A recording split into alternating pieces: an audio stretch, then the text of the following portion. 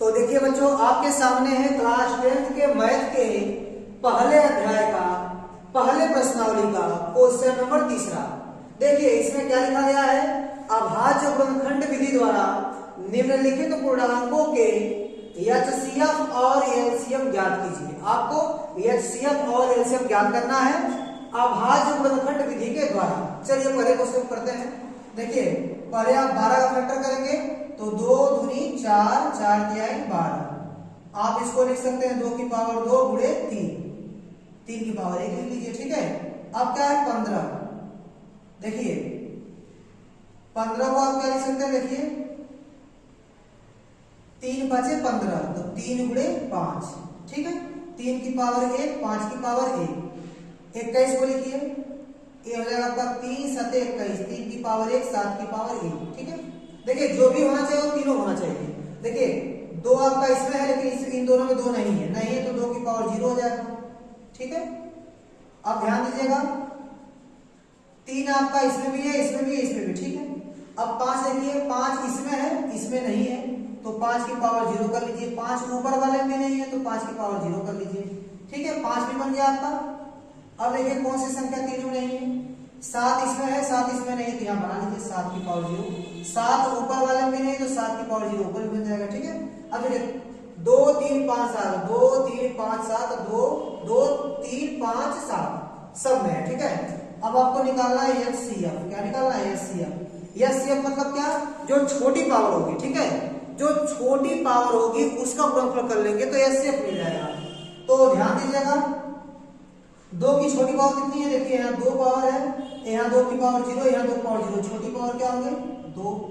अब 3 की देखिए छोटी पावर क्या है, 3 की पावर 1, 3 की पावर 1, 3 की पावर 1, तीनों बराबर है तो 3 की पावर 1 ही लिख लेंगे। ठीक है, इसके बाद 5 की छोटी पावर क्या है, 5 की पावर 1, यहाँ 5 की पावर 0 और यहाँ 5 की पावर 0 तो छोटी पावर क्या है 5 की पावर 0। अब 7 की पावर देखिए, 7 की पावर 1, 7 की पावर 0, 7 की पावर 0 तो छोटी पावर क्या है 7 की पावर 0। तो जिसकी पावर 0 उसका मान 1 हो जाएगा, इसका मान 1, इसका मान 1, इसका मान 1। ठीक है, गुणे 3 की पावर 1 यानी 3 आएगा तो 3 का गुणा जब 1 में करेंगे तो आपको 3 मिलेगा। ए आपका हो गया एचसीएफ। अब निकालिए एलसीएम।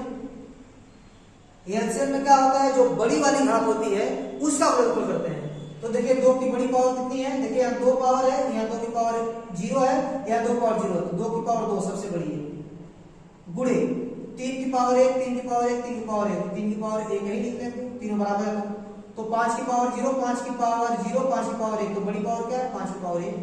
अब 7 की पावर देखिए 0 0 और 7 की पावर 1, इसको लिख लेंगे। तो देखिए बच्चों यहाँ पर आप क्या करेंगे, 2 का स्क्वायर 4 हो जाएगा और ये हो गया आपका 3, ये हो गया 5, ये हो गया 7। ठीक है, अब देखिए 4 का गुणा 5 में करेंगे तो 4 5 20, 20 यानी 60। ठीक है, अब 60 का गुणा आप करेंगे 7 में तो 6 7 42 और 0 लग जाएगा तो 420 इसका आंसर होगा। ठीक है, ए हो गया आपका एलसीएम। ठीक है, तो पहला क्वेश्चन आपका कंप्लीट हो गया। आगे दूसरे क्वेश्चन को सॉल्व करते हैं। ठीक है, दूसरे में क्या है आपका 17 है और दूसरा क्या है 23 है और 29 है।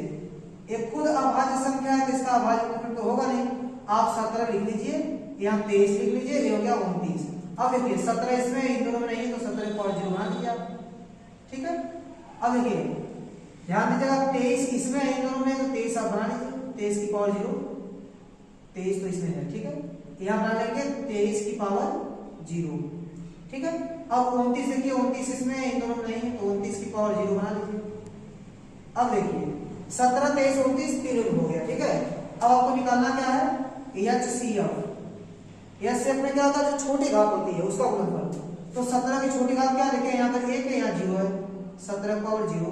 23 की छोटी पावर क्या देखिए, यहाँ 0, यहाँ 1 है, यहाँ 0 है तो 0 पावर वाली हो जाएगी। ठीक है, अब इसके बाद 29 की पावर क्या है 0 0 और 1 तो 29 की पावर 0 क्या है छोटी पावर है तो इन सब की पावर 0 इसका मान 1 होगा। ठीक है, तो यहाँ आएगा आपका एचसीएफ 1, ये आपका आंसर हो जाएगा।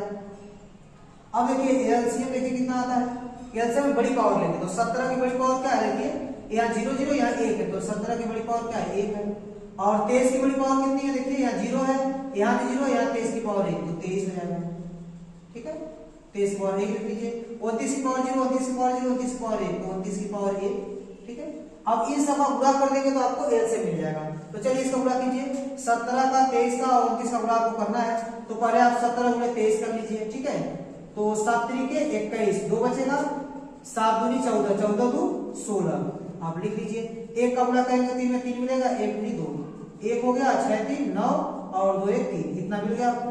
फिर 391 का गुणा किसमें करेंगे आप, देखिए 17 23 का गुणा कर लिए, अब 29 का गुणा करेंगे इसमें। 9 1 9 9 9 9 81 के 81 लगा 8 का, फिर 9 3 27, 27 में आप 8 जोड़ेंगे तो 27 और 3 हो जाएगा 30, 30 5 35, 35 पूरा का पूरा लिख दीजिए। 2 गुणा 1 में करेंगे 2 मिलेगा, 2 9 18 का 88 लगा 1 का, 2 3 6 1 7 हो जाएगा, ठीक है। ये हो गया 9 2 1 3 8 5 13 3 80 लगा 1 का, 7 3 10 11, आपको मिलेगा ऐसा कि 11,339, ये आपका आंसर हो जाएगा, ठीक है। अब देखिए तीसरे क्वेश्चन को करते हैं, ये आपका लास्ट क्वेश्चन इसका, ठीक है। चलिए अब तीसरे क्वेश्चन करते हैं। देखिए 8 को क्या लिखेंगे आप, 2 गुणे 2 गुणे 2 मतलब 2 की पावर 3, 9 9 मतलब 3 गुणे 3, 3 3 के 9 मतलब 3 का स्क्वायर, फिर 25 को आप लिखेंगे 5 गुणे 5 मतलब 5 का स्क्वायर, ठीक है। देखिए इसमें 5 नहीं तो 5 की पावर 0 यहां बन जाएगा, ठीक है। अब देखिए 2 इसमें है, इन दोनों में नहीं तो 2 की पावर 0 बन जाएगा, ठीक। अब क्या है, देखिए 3 इसमें है, इन दोनों में नहीं तो 3 की पावर 0 बना दीजिए आप, ठीक है। अब ध्यान दीजिएगा, अब आप एचसीएफ निकालिए, छोटी पावर को गुणा कीजिए। देखिए 2 की छोटी पावर क्या है 0, और 3 की छोटी पावर क्या है 0, 5 की छोटी पावर क्या है 0, तो इन सबका मान 1 आएगा, 1 आपका आंसर हो जाएगा। अब निकालिए एलसीएम, एलसीएम कितना होगा, एलसीएम में क्या करेंगे, बड़ी पावर को लिखेंगे, तो 2 की बड़ी पावर कितनी है 3, और 3 की बड़ी पावर कितनी है 2, 5 की बड़ी पावर कितनी है 2, तो देखिए 2 का क्यूब कितना हो जाएगा 8, 3 का स्क्वायर 9, 5 का स्क्वायर हो जाएगा 25, ठीक है। अब पहले आप 25 का गुणा 8 में कर लेंगे, तो 25 गुणा जब 8 में करेंगे आपको मिलेगा 200, और 200 को गुणा जब 9 में करेंगे तो 9 दूनी 18, 1800 आंसर हो जाएगा आपका, ठीक है। तो इस प्रकार आपका तीसरा क्वेश्चन कंप्लीट हो गया, ठीक है स्टूडेंट।